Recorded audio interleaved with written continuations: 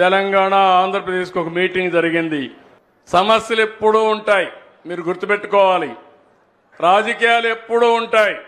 NT Ramarao గారు ముఖ్యమంత్రిగా ఉన్నప్పుడు నీళ్లు ఇమ్మంటే తప్పకుండా రాయలసీమకు నీళ్లు ఇచ్చే బాధ్యత నాదంటే ఆనాడు నాయకులు కావాలని నీళ్లు కాదు కృష్ణాకిచ్చే నీళ్లు నిలిపేసి మాకు నీళ్లు ఇమ్మన్నారు.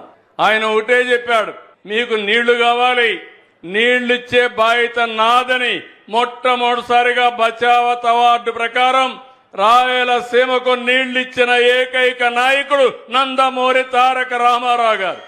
ఆ తర్వాత నన్ను కూడా చాలా ఇబ్బందులు పెట్టారు, మీరందరూ చూశారు. కానీ ఎప్పుడు కూడా నా సంకల్పం మంచి సంకల్పం, ప్రజల కోసం ఆలోచించే విధానం. ఎవరు ఎన్ని ఇబ్బందులు కలిగించినా కడాన ఇప్పుడే కేశవ్ గారు చెప్పినట్టు శాపాలు పెట్టినా, తిట్లు తిట్టినా, బూతులు తిట్టినా అవి నా మనసుకు రాలేదు. కానీ ఒకటే గుర్తుపెట్టుకోండి, క్లేమోర్ మైండ్స్ ఏమి చేయనప్పుడు ఇలాంటి వాళ్ళు ఏమి చెయ్యలేరు. అది నా దృఢ సంకల్పం. నేను ఆలోచించేది ఒకే ఆలోచిస్తున్నాను, నేను ఎక్కడున్నా మీరు బాగుండాలి. ఇటీవల ఎన్నికల్లో మీరు చూపించారు, మనస్ఫూర్తిగా అభినందిస్తున్నాను.